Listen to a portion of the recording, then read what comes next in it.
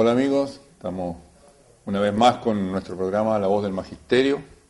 Y hoy día, bueno, un conocido ya de siempre, profesor que es parte de nuestro directorio.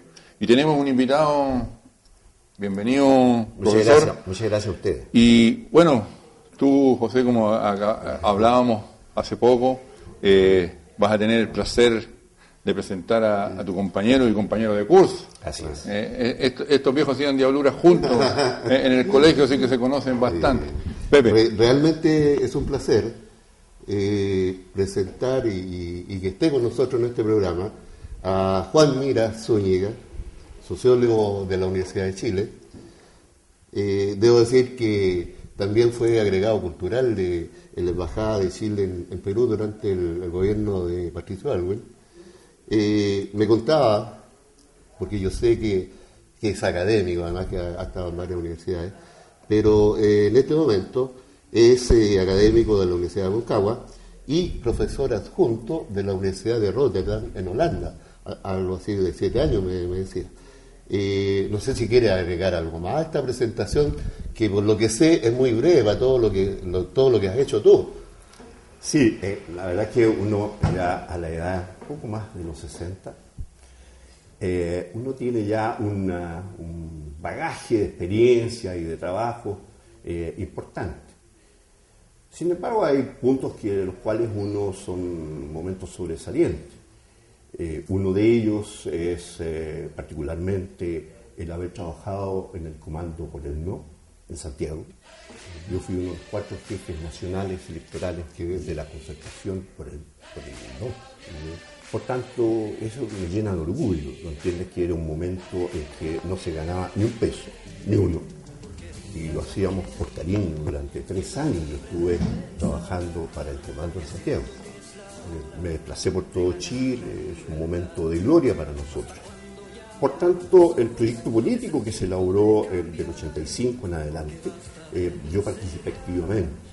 Mi firma está en el Acuerdo de Chile, en la Alianza Democrática y en la concertación de partidos por la democracia. Por tanto, tengo una experiencia. Ahora hay otros elementos académicos, tengo publicaciones, tengo una serie de estudios, actitudes políticas en Chile del año 85. Es un estudio muy importante para el sector que apoyábamos el No. De ahí salen variables que nosotros trabajamos después en la campaña del No, que fue muy exitosa. Absolutamente orgulloso de lo que he hecho, de lo que fui. Hasta el 73 yo fui jefe de Administración y Finanzas de ICIRA, un proyecto de Naciones Unidas con el PNUD en Chile.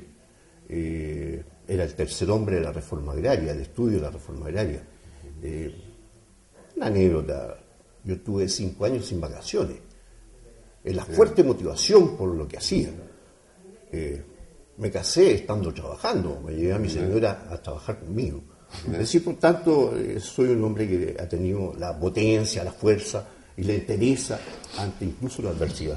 Por lo cual, Juan, comentábamos con Pepe, me decía que tú eres sociólogo. Gracias. Hoy día, después de toda esta cantidad de experiencia en movimiento social, en una etapa de la historia de nuestro país bastante importante y bastante convulsionada desde el punto de vista del movimiento social. Hoy nos encontramos en un escenario quizás diferente, pero yo diría que no nuevo de lo que es la manifestación social en nuestro país, porque históricamente los trabajadores, los estudiantes han llevado adelante grandes cambios y grandes reformas a partir de la manifestación social. Nos gustaría, desde tu mirada, de tu mirada de académico, de tu mirada de sociólogo, de tu mirada de historiador de los procesos sociales, nos dieras cómo lo ves hoy, cómo ves este proceso, cómo lo entiendes, cómo es este mirar desde la política, el movimiento social, este movimiento social que habla de apoliticismo, que habla de avanzar sin los partidos. Hay todo un tipo de consignas que hoy día se manejan en este movimiento social y que no dejan de llamar la atención. Así es.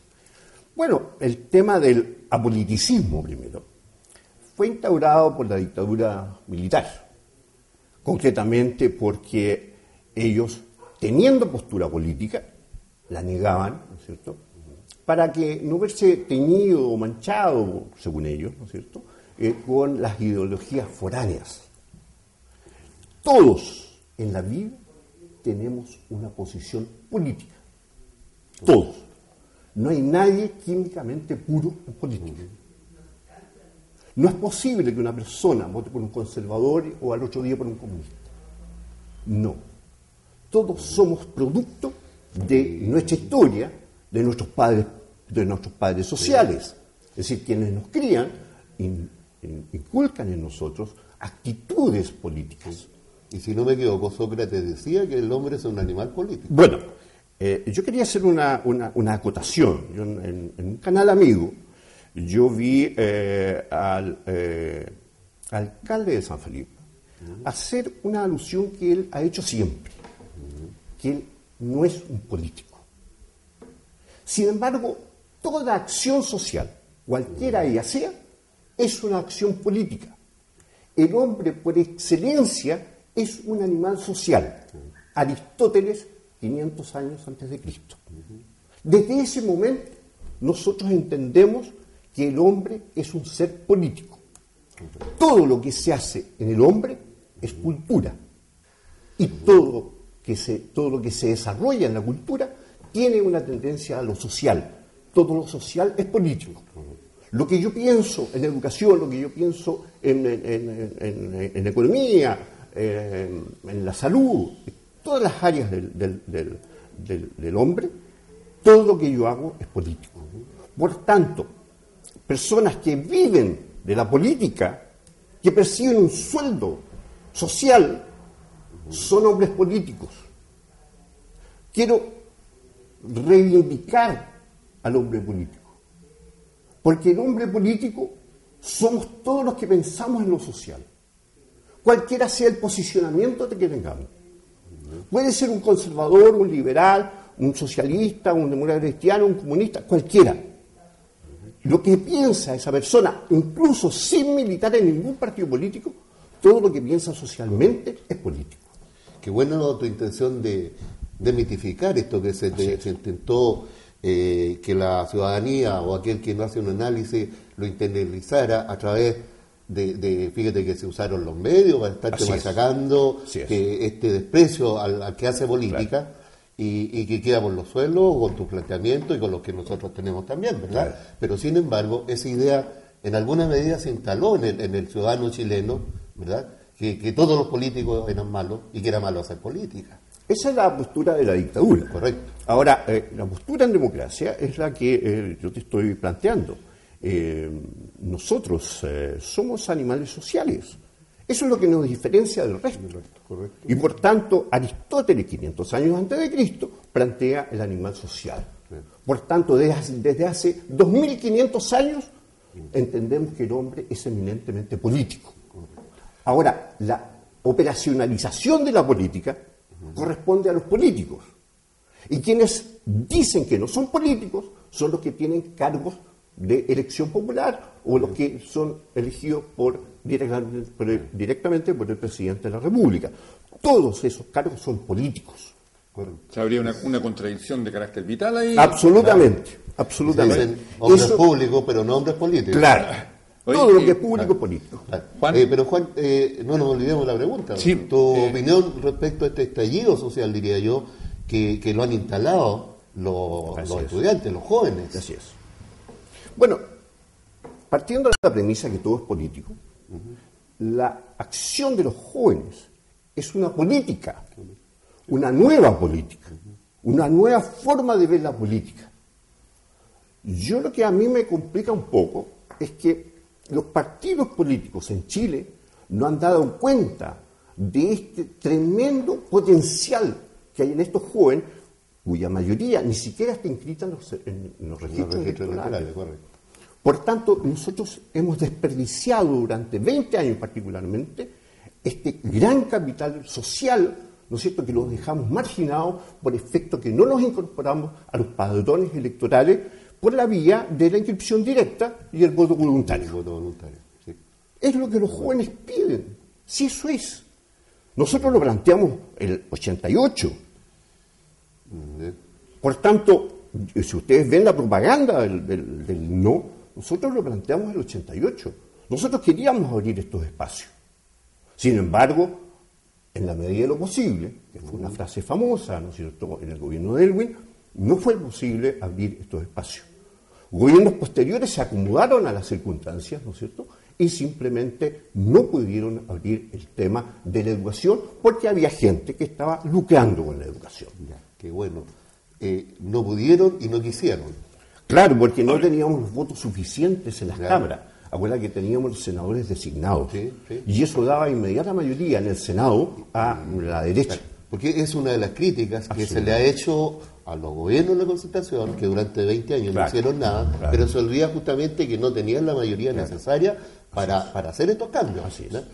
Pero todo tiene su momento. Vamos a continuar con el análisis. Hay dos dimensiones en el análisis político en este momento que están subyacentes en el tema de los muchachos en las tomas y en la huelga. Uno es la conexión directa de la variable económica con la educación, la cultura. Si tú tienes recursos económicos, tú vas a tener una excelente educación. Si tú no tienes recursos económicos, tienes que irte al público donde tienes una mala educación, en términos de que no se pasan el total de los contenidos, que no tienes las implementaciones, la infraestructura es débil, etc. Entonces, hoy día tenemos ligada la variable educación a la causalidad variable económica. Por tanto, aquí se requiere la intervención del Estado para regular la intervención, es decir, la entrada de los alumnos a las universidades y el potencial de que nuestros alumnos en la educación básica y media particularmente tengan acceso a una buena educación de calidad y de educación gratis. Yo estudié gratis, Elwin estudió gratis, Frey estudió gratis, Lagos estudió gratis, Michelle Bachelet estudió fuera del país.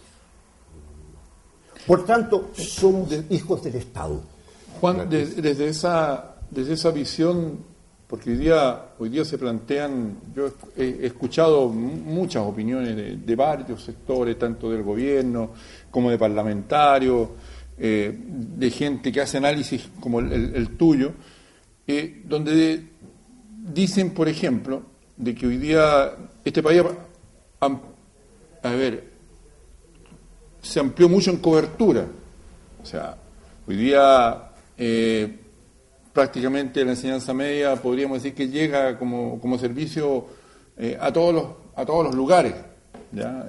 Hasta la comuna más pequeña hoy día puede entregar enseñanza media. Así es. Versus eso, se dice que los recursos no estarían, digamos, lo suficiente. Se hace la comparación que si antes estudiaban, por decir, para cifras 100 personas, darle educación gratis a 100 personas era como más fácil que darle educación gratis a 1000 personas. Así es. Por el costo que eso tendría. Es uno de los argumentos que entregan, pero se olvidan de que lo que tú planteaste en delante, el Estado. ¿Cómo el Estado puede ser parte o debe ser parte desde una mirada diferente? Porque también se piensa hoy día de que esto no es posible. Mira, hay dos dimensiones, dos variables que fueron fundamentales para nosotros cuando asumimos el año 90. La primera era que se había hecho un estudio por parte de Foxley respecto de la pobreza en Chile. Nosotros teníamos 4 millones y tanto de pobres en Chile. Entonces, la primera ¿Eso etapa, porcentualmente, tú recuerdas en porcentaje a la fecha cuánto sería? casi al segundo quintil, por lo tanto debe ser una proporción muy, muy elevada, muy cercana al 40%. Muy cercana al 40% en el primer y segundo quintil. En ese tiempo trabajamos con cuartiles. Pero en definitiva, ese es un porcentaje altísimo de la población claro, chilena. 40%. Por tanto, nosotros se centró el tema en la pobreza y después se centra el tema respecto de la cobertura en educación. En educación nosotros hasta el 90 teníamos poca gente o mucha gente que abandonaba muy rápido el sistema educacional, ¿no es cierto? Y se nos iba, se perdía porque ni siquiera tenía fuentes de trabajo. Por tanto, la primera fue la cobertura. Ahí se inventaron una serie de situaciones en términos de los créditos, se ablandaron los intereses, etcétera. Pero el tema central era la cobertura. ¿Cómo damos cobertura a una tremenda demanda social por educación? Se abren todo este sistema de institutos y de cosas que venían de antes, venían del tiempo de Pinochet, ¿no es cierto? Pero en definitiva, la cobertura se da fundamentalmente con la concertación. Se abren los espacios para que la gente pueda estudiar. Pero basado en esta idea de libertad de enseñanza. No necesariamente. No necesariamente, pero desgraciadamente. Ahí está el cuestión. Desgraciadamente, ese fue El punto es que dentro de la propia concertación, nosotros teníamos grupos que hablaban de la libertad de educación con tinte de negocio, de mercado. de mercado, como empresa para ganar dinero, y otros que planteábamos, ¿no es cierto?, el tema del Estado docente, donde el rol del Estado es central en términos de la educación que se entrega a su nación. Esta ambigüedad, ¿no es cierto?, queda reflejado en el accionar de la concertación durante los 4 periodos. No tuvimos, los que postulábamos el Estado docente, no tuvimos oportunidad de tirar el mantel, porque siempre fuimos minoría al interior de la concertación, de nuestros propios partidos. Por tanto, recién hoy día, el tema que nosotros planteamos en el 85 viene a explotar y a detonar por estas movilizaciones estudiantiles. Es decir, las ideas que nosotros instalamos en el año 85 hasta hoy día recién florecen en este invierno de Chile. Y que fueron desoídas por los... Absolutamente desoídas anteriormente. Por tanto, aquí hay una fuerte responsabilidad de gente de la concertación respecto del tema de educación. Fuimos triunfantes en una cantidad de elementos más. Sin embargo, en educación, desde el informe Briner en adelante, nosotros sabíamos que veníamos de tumbo en tumbo. Y sin embargo, se siguió adelante porque había gente de la propia concertación que sí estaba lucrando con este sistema. Hasta el día de hoy siguen lucrando. Por tanto, llega el momento de decir basta. Llega el momento en que instalamos el Estado docente. Oye, pero fíjate que ese basta lo están diciendo los jóvenes, chiquillos. los jóvenes. Pero es bueno que sirvan para que el resto de la ciudadanía se entere de lo que tú has planteado, de lo que muchos sabemos, pero que los medios a veces se encargan de ocultar. Mira, afortunadamente, los que instalamos estos temas en su momento, creo que tenemos recambio generacional. Hoy día está el recambio generacional. Son más potentes, han sacado fuerza, tienen la pasión por hacerlo y tienen una idea exacta de lo que quieren. Por tanto, esta es otra gran teoría en términos de la sociología moderna, las ideas son el motor de la historia. Hoy día las ideas están instaladas.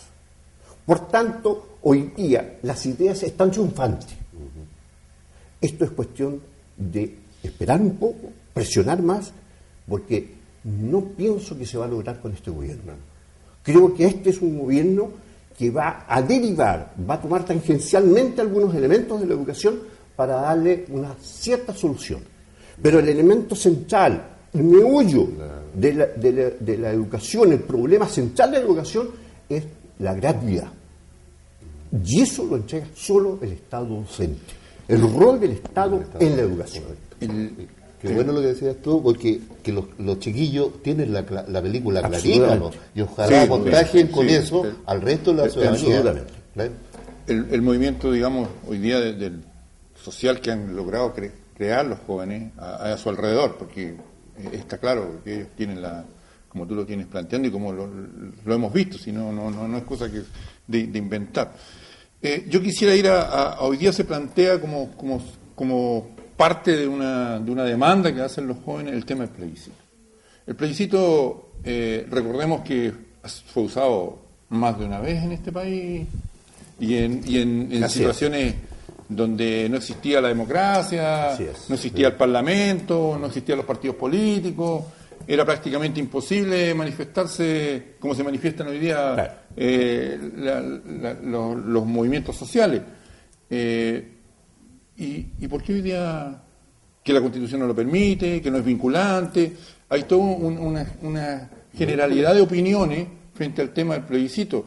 Yo desde mi mirada pienso que tienen temor a los resultados que puede tener un plebiscito, porque hoy día va a ser la educación, mañana podrá ser la salud, pasado va a ser la previsión, después vendrá la Asamblea Constituyente y así iremos avanzando en función de democratizar la sociedad que queremos construir.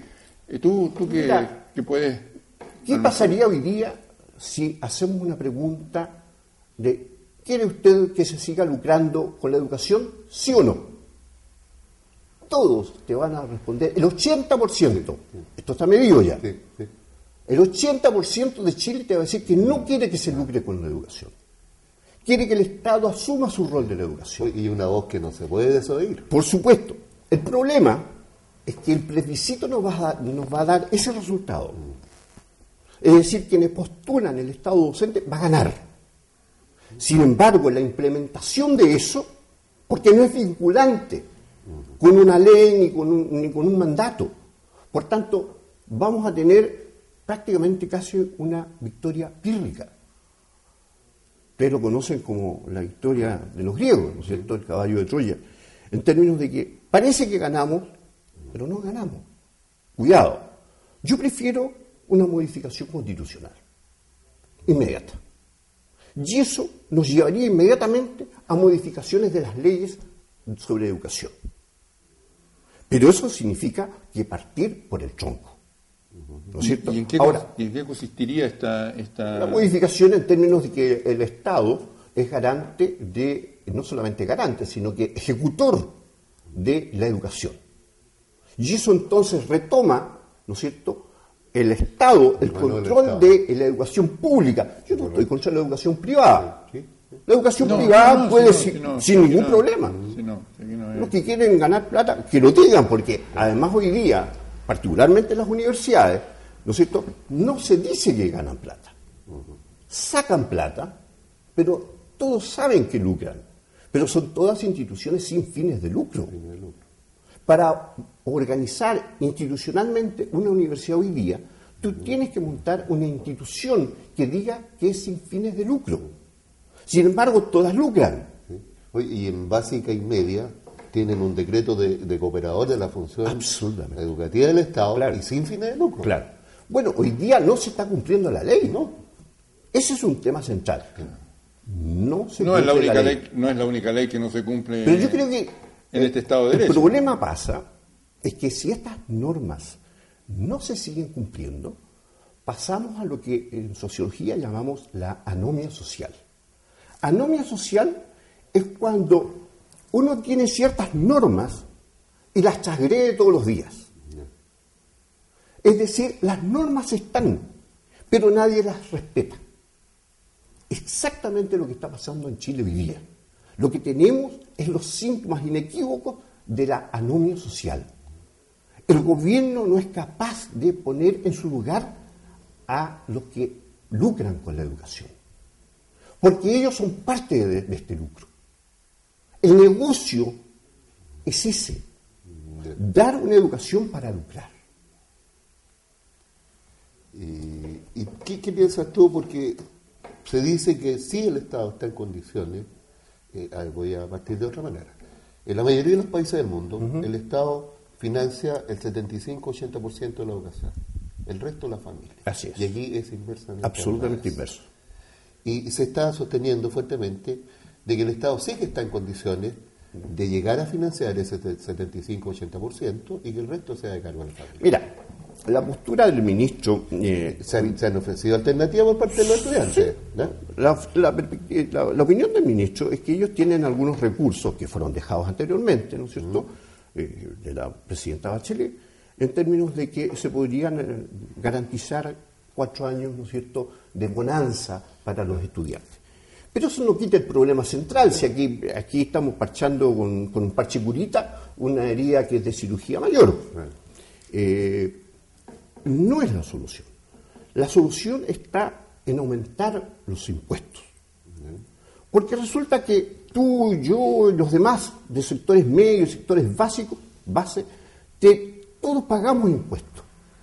Las grandes empresas, los que ganan millones y millones de dólares. Oye, pagamos IVA también, ¿no? Claro, pagamos IVA y todo, compramos un libro para estudiar y pagamos el IVA. El impuesto de la renta pagamos el IVA, cosa que las empresas lo deducen. Bueno, entonces, este tema respecto del lucro en la educación, hoy día en Chile es arbitrariamente manejado. Se dice por una parte la ley que no es de lucro, sin embargo en los hechos se lucra. Sí, Entonces, este tema de la anomia social es la base de muchas revueltas sociales. Estamos exactamente en el punto de inflexión en que el estallido social está a las puertas nuestras y nosotros no nos hemos dado cuenta. El gobierno en su tosudez de mantener el lucro no sabe que está en un zapato chino. Pero bueno decir que hay muchos que se han hecho ricos lucrando en la educación, porque la ciudadanía no debe conocer de que hay personas que tienen cadenas de colegios. ¿Ya? ¿Y por qué los tiene? Porque resulta que el Estado le está entregando una muy buena subvención y lo está enriqueciendo. Tatro, interesantísima tu visita. Lo podemos invitar para otra oportunidad. Desde ya te dejamos invitado. Muy bien, pues muchas gracias. Muchas gracias a usted. Ahí tienes la cámara, un mensaje desde tu vida de profesor, sociólogo, político, del Partido Radical, quienes siempre han defendido la educación pública como parte de su gobierno. Gobernar es educar. Juan. Bueno, si hay alguien que ha defendido la educación en Chile, hemos sido nosotros. Particularmente yo, desde los 14 años, que vengo luchando directamente por el Estado docente. Tengo autoridad moral, he vivido siempre una vida tranquila, pertenezco a sectores medios, mi padre era contador, era profesor de matemáticas comerciales, por tanto tengo una tradición en temas de educación. Hoy día es de esperar que todos tomen conciencia y tomen posiciones respecto de la educación. Este no es tiempo para quedarse atrás. Este es el tiempo de la acción. Llega a un momento cúlmine. Yo lo llamo el punto de inflexión, en que si no se toman medidas hoy día respecto del lucro, respecto del rol del Estado en la educación, puede haber estallidos sociales. Bueno, déjame un par de cositas nomás. Yo, en primer lugar, quiero felicitarme de haber tenido la idea, ya lo he conversado con Juan el año pasado, de tenerlo acá, ¿verdad? Porque considero que hace un aporte a la discusión que nosotros tenemos habitualmente y que es lo que entregamos a la ciudadanía. Y aparte de eso, que nos casamos a hablar de que somos alumnos del Otrora, glorioso liceo de hombres. Pero yo quiero rescatar lo último que dijo yo, el que dijo Juan. Este mensaje que tú envías, ojalá lo escucharan los profesores de San Felipe, porque han permanecido aparte, hasta el momento no han manifestado una opinión frente a este problema social que recorre Chile de norte a sur. Y sin embargo, los profesores de San Felipe parece que vivieran en una burbuja o en otro planeta. Mira, un llamado a que solidaricen expresamente con los jóvenes. Este es un problema más grande que una cosa personal. Está el destino de la educación de Chile en estos momentos. Y de los chilenos. Por tanto, yo quiero para mis hijos, para mis nietos particularmente, una educación gratuita como yo la tuve. Yo soy hijo del Estado. Yo pertenezco al Estado. Yo también soy hijo del Estado. Usted también fue hijo del Estado. Pero el tiempo en televisión Lo sé, muchas gracias. Volvemos en unos instantes Muchísimas más gracias. con otros invitados.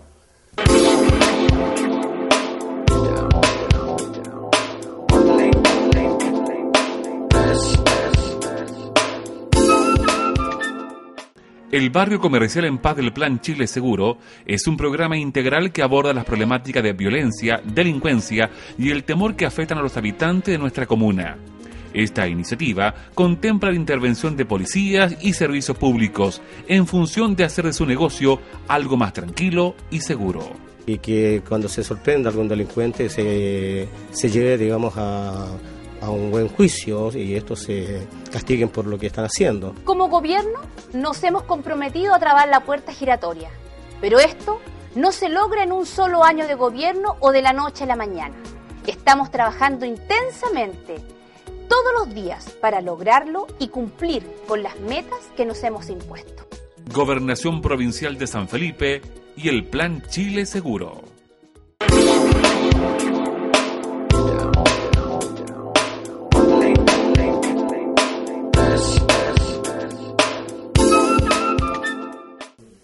Hola amigos, estamos de vuelta con la voz del Magisterio y tenemos otro invitado.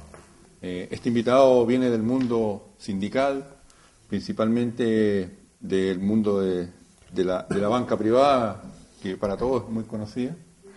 Y él es David Campos Salgado, delegado de San Felipe Los Andes, del sindicato de Citibank. Bienvenido, David, a nuestro programa. Gracias, gracias a usted. Te hemos invitado porque hemos sabido de este relación laboral, de trabajo, de conflicto que tienen con la empresa, y nos gustaría que tuvieras la oportunidad también de explicarnos a nosotros y explicarle a nuestros seguidores del programa y a los que nos ven cuál es hoy día la demanda que hace el sindicato y por qué se encuentran en una huelga legal, tengo entendido. Ok, correcto.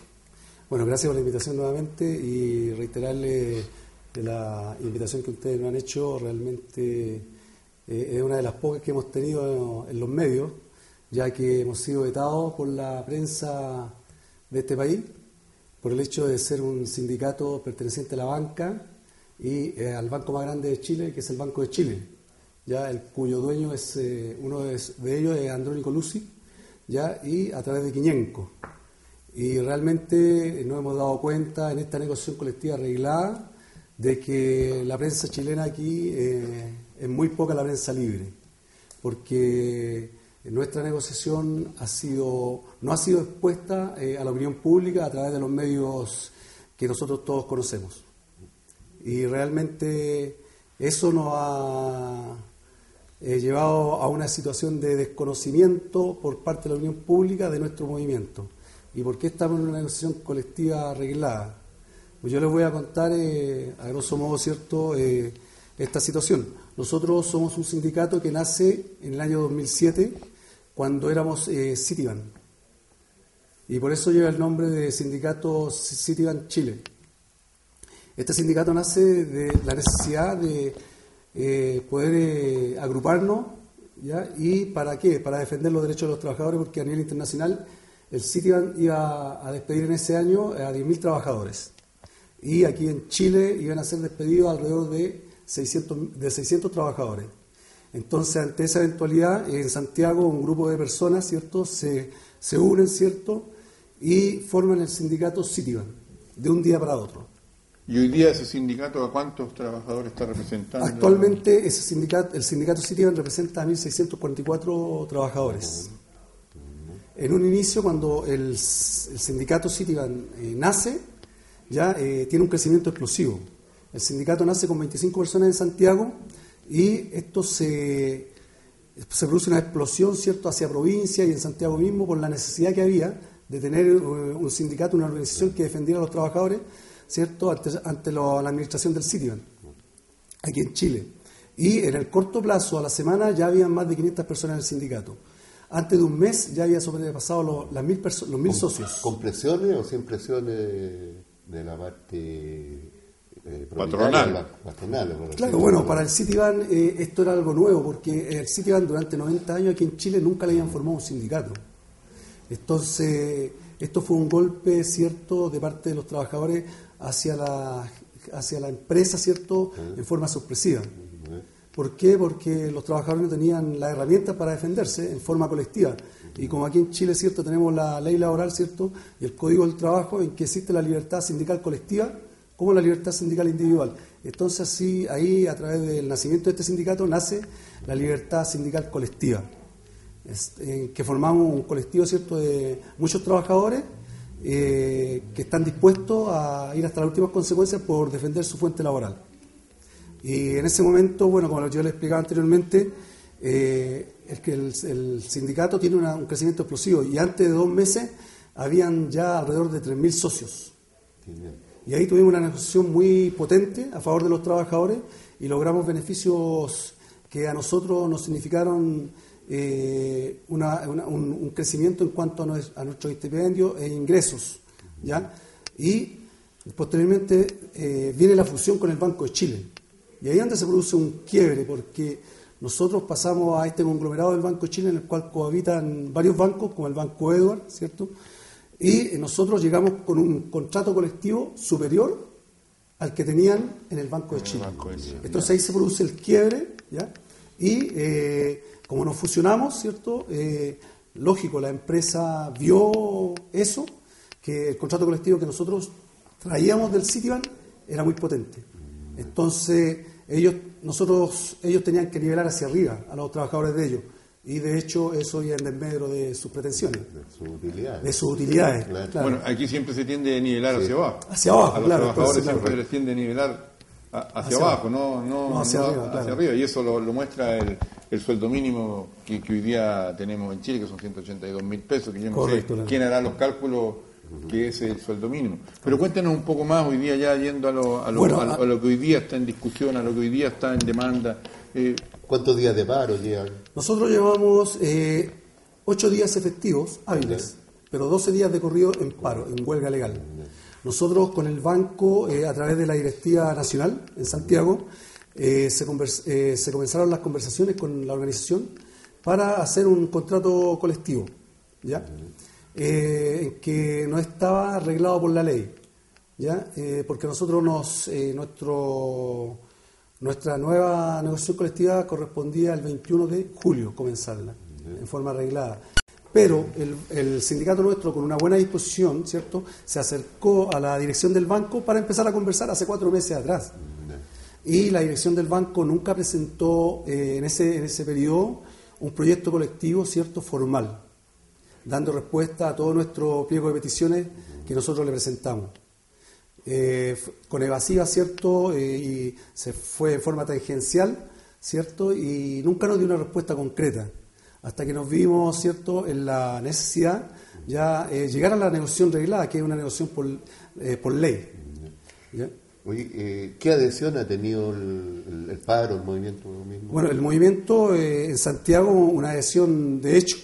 La huelga se votó en un 97% de los socios, con una aprobación del 97% de los socios de nuestro sindicato, que son... Se votó en Santiago para todo el país. Eso, claro, eso es importante hacer una relevancia al respecto de que nuestra votación fue ante la Inspección del Trabajo de una forma transparente, ¿ya?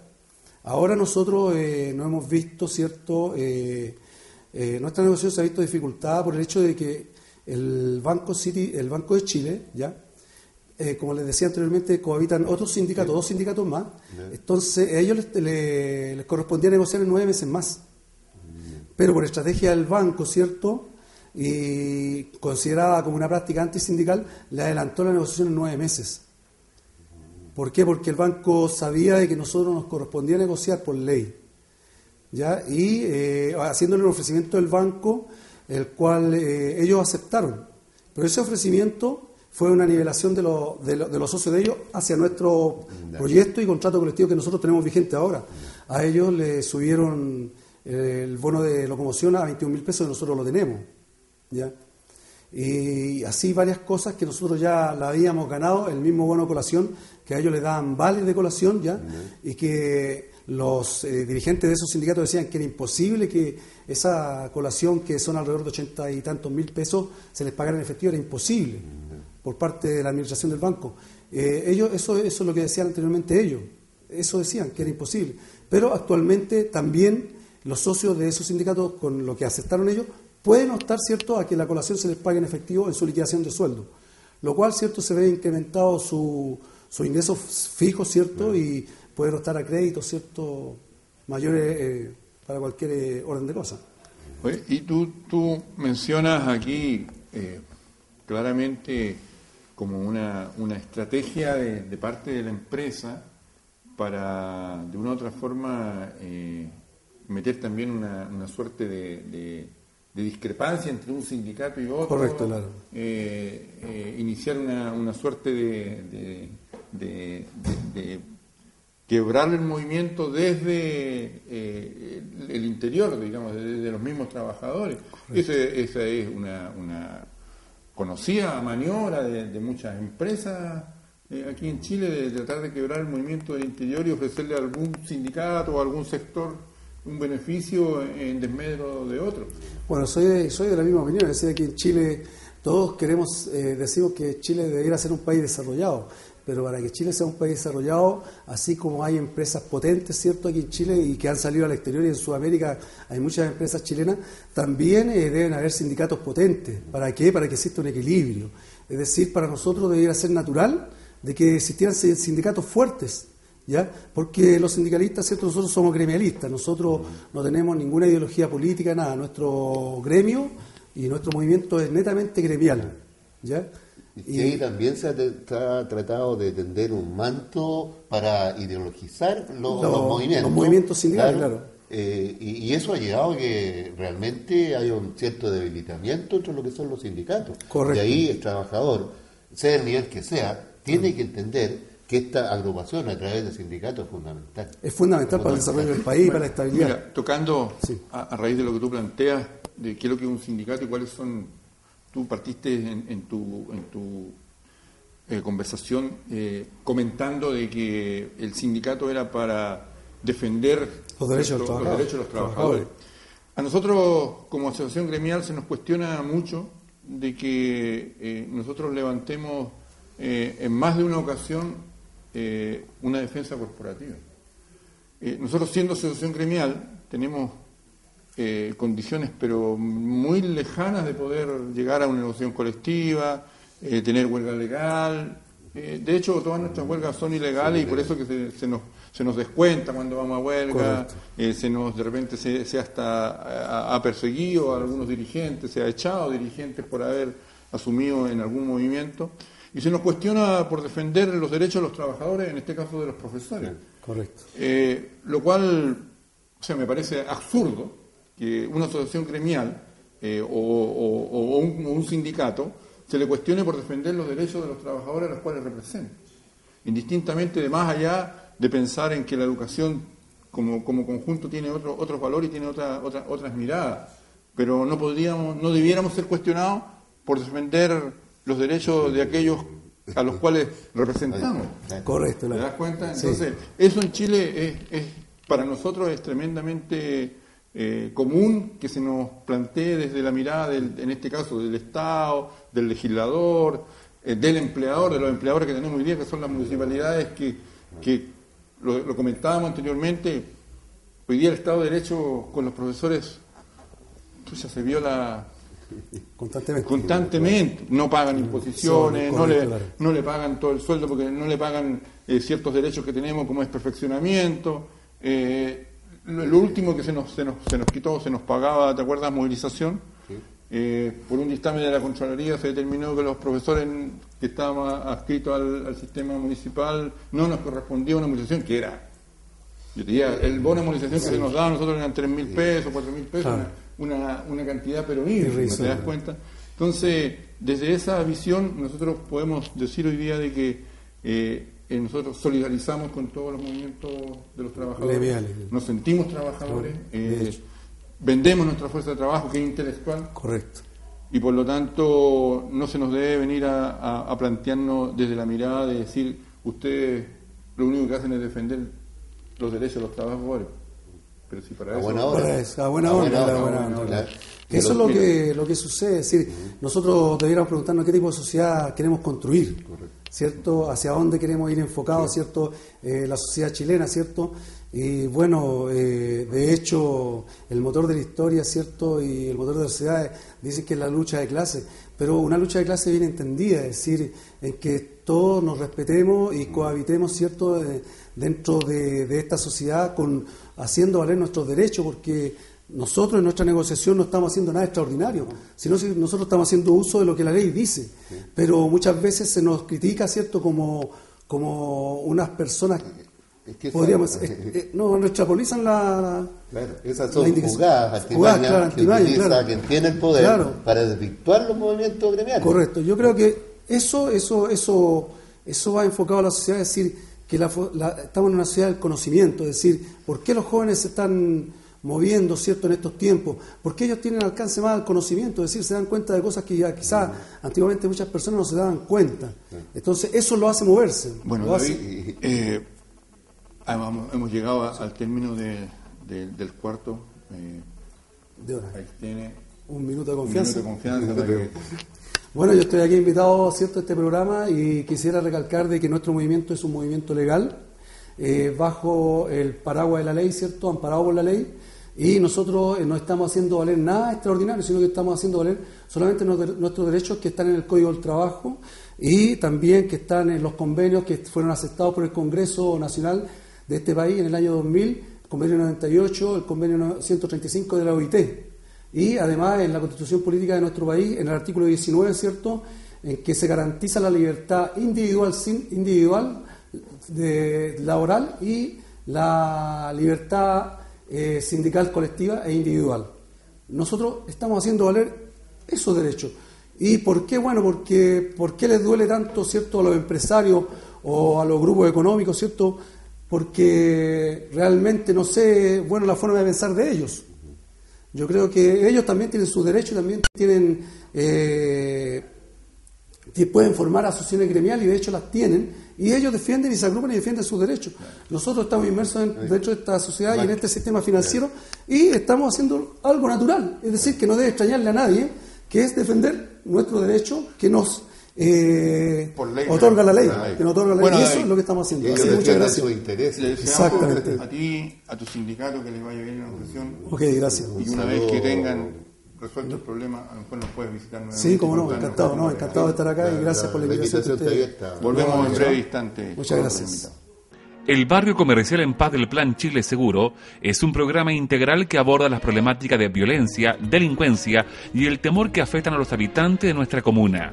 Esta iniciativa contempla la intervención de policías y servicios públicos en función de hacer de su negocio algo más tranquilo y seguro. Y que cuando se sorprenda algún delincuente se lleve, digamos, a un buen juicio y estos se castiguen por lo que están haciendo. Como gobierno nos hemos comprometido a trabar la puerta giratoria, pero esto no se logra en un solo año de gobierno o de la noche a la mañana. Estamos trabajando intensamente todos los días para lograrlo y cumplir con las metas que nos hemos impuesto. Gobernación Provincial de San Felipe y el Plan Chile Seguro.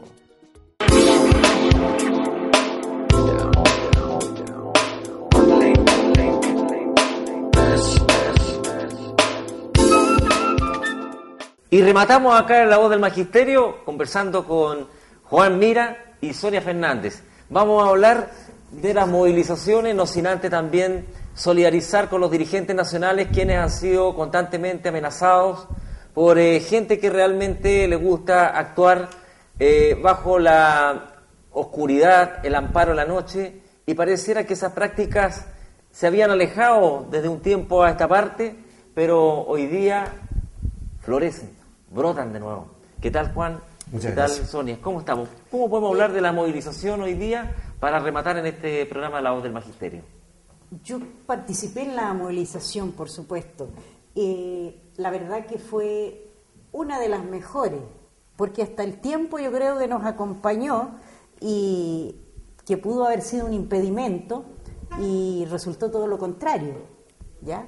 Parece que convocó a más gente, más jóvenes, y jóvenes con un entusiasmo que ojalá lo tuviesen los maestros activos, ¿ya?, que están muy adormecidos. Aquí es una lucha, ¿no es cierto?, una demanda que no es solo de estudiantes. Yo creo que los profesores son parte principal, la parte más involucrada en la educación de los alumnos. Y la verdad que no se ve. Y justamente lo que estabas diciendo tú, ayer tuvimos una asamblea nosotros y convocamos a todos los profesores de la comuna. Visitamos 24 escuelas, entregando citaciones personalmente. Pero asistieron 4 valientes maestros. Los demás, muchos se disculparon, le tienen mucho temor al jefe DAEM.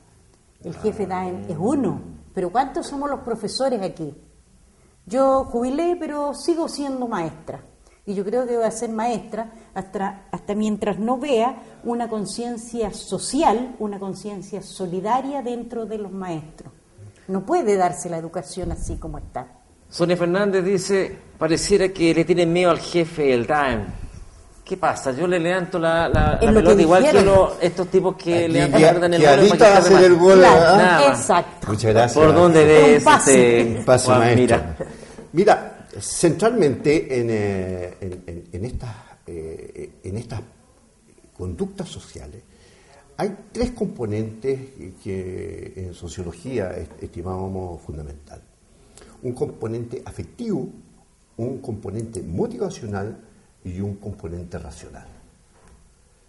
La motivación no se compra en la botica. Los profesores son fundamentalmente entes racionales. Yo creo que en este momento la gente está temerosa. Hay un cierto temor. Es la conducta que instauró la dictadura. Esto no es responsabilidad exactamente de los profesores hoy día. Estos son elementos culturales que se insertaron en un momento durante 20 años en Chile y que hoy día tenemos las consecuencias. Los que han roto con eso son exactamente los jóvenes. Son los gente de recambio que tenemos nosotros. Los de más edad tienen este temor y esta falta de expresar exactamente lo que piensan. Hay una cierta... están coartados para sí mismos. Es lo que nosotros llamábamos la autocensura. Se impiden a sí mismos lanzarse en la protesta social. Legítimo, ¿no entiendes? Que cada uno es fruto de sus experiencias, de sus condiciones sociales, etc. Pero creo que llega el momento de tomar posiciones. Este no es momento para tibios. Este es el momento de la acción. Este es el momento en que tenemos que tomar las banderas que tienen los muchachos en esta etapa, ¿no es cierto?, y colocarlas en punta. Colocarlas en punta significa que no nos vengan a hablar de elementos tangenciales de la educación.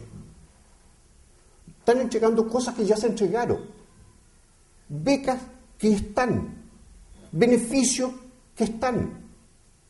Ampliar la cobertura al tercer quintil, al cuarto quintil, no aporta mucho. No aporta. Si el problema central que tenemos nosotros en este momento es económico. La redistribución de la riqueza en Chile es mala. Yo escuchaba un comentario invitado tuyo hace unos días respecto de que 46 veces gana más un rico que un pobre. Esa es la inequidad. Ahí está el centro del punto. ¿Cómo regulamos eso? Uno es por las tasas impositivas, por las tasas de impuestos. Subir al 22 o al 25% es lo normal.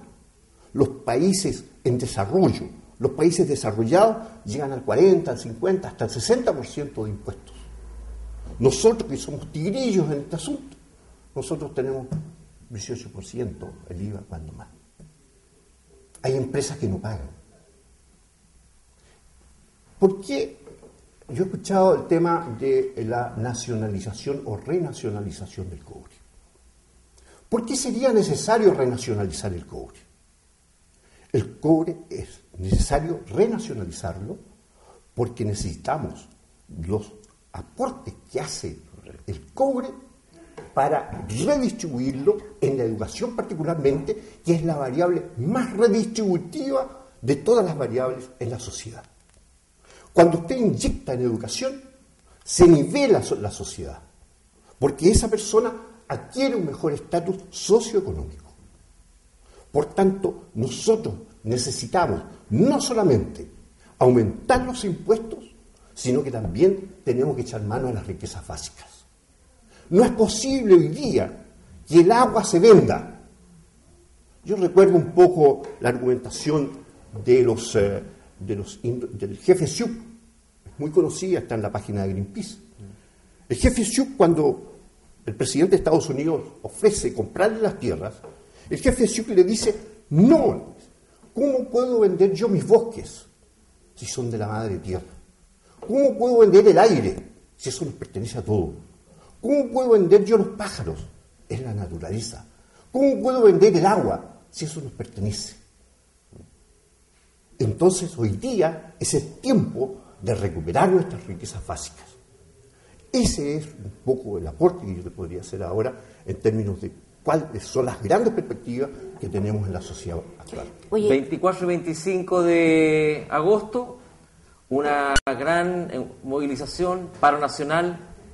Hay cosas que ahí están más o menos entrelazadas con lo que está planteando Juan. Mira, algo ibas a decir al respecto. Sí, yo más que nada yo estoy preocupada por el conflicto social que están viviendo los maestros, porque la verdad que es un conflicto consigo mismo, ¿ya? Fuera del temor, yo veía anoche a un joven maestro que tiene 7 años de servicio, dice que lleva 7 años pagando sus estudios y los papás están endeudados para unos 10 años más, porque recursos muy escasos.